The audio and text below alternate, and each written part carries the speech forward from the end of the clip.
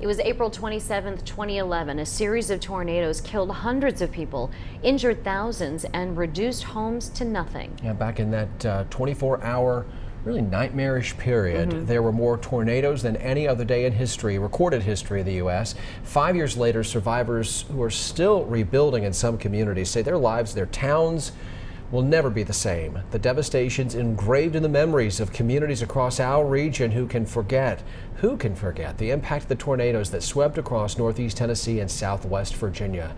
13 of our neighbors were killed that day into that night as severe storms ripped homes to shreds and left behind millions of dollars in property damage.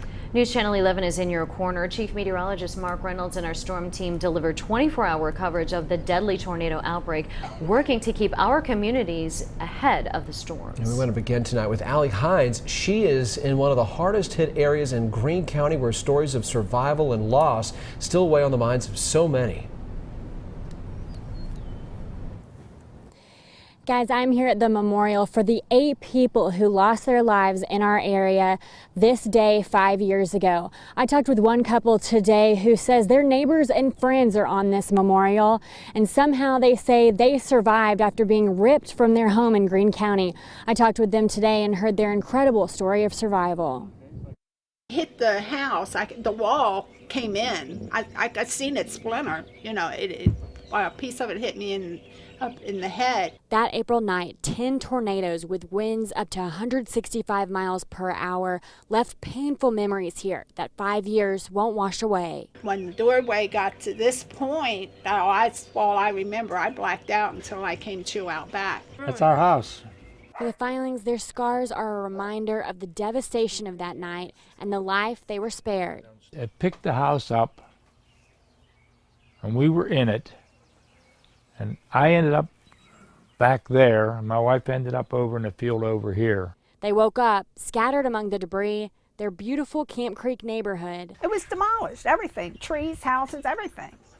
I mean, it was just flattened. Neighbors' lives taken in an instant. The man that lived up there was killed, and 2 people down the street were killed. Their daughter and son-in-law lived behind them.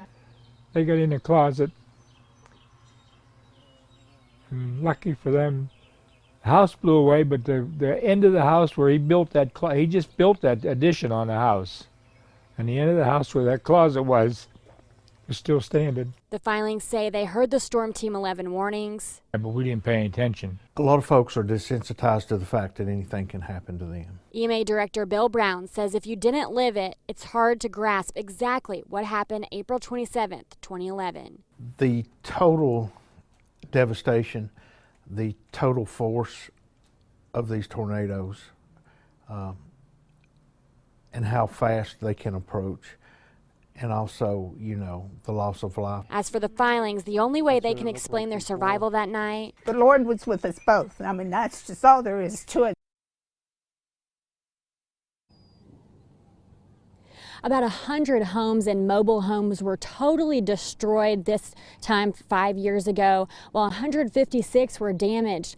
These tornadoes shattered the myth that these mountains behind me will protect this area from tornadoes. Reporting live in Greene County, Allie Hines, News Channel 11 in your corner. Allie, thanks. Now, the National Weather Service confirmed some of the most destructive tornadoes. 3 EF3 tornadoes and EF2 tornadoes impacted areas from Greene County to Glade Spring, Virginia.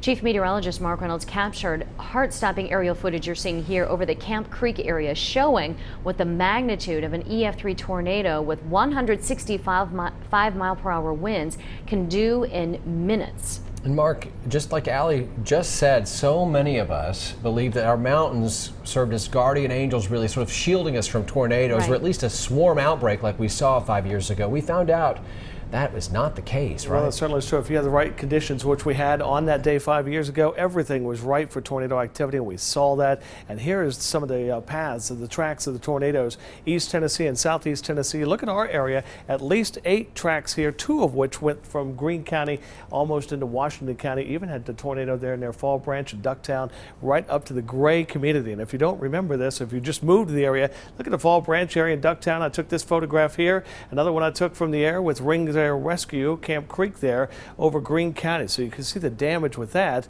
And now we'd love to hear your reports. Many of you still talking about this. You can send your reports to us, mreynolds@wjhl.com.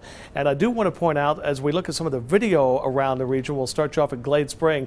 This is what it looked like in southwest Virginia. This tornado occurring late night, right around the midnight hour. A lot of concern for that truck stop, possibility of a lot of fatalities. Thank goodness that didn't happen, but a lot of people stranded there in the Glade Spring area. A lot of damage there with Glade Spring and also the Meadowview area of southwest Virginia. Then across parts of northeast Tennessee, we saw the tornado activity from Camp Creek to Horse Creek to Fall Branch, Ducktown, up into the Gray area. A lot of damage in association with these tornadoes. So definitely a day that we will all remember. I do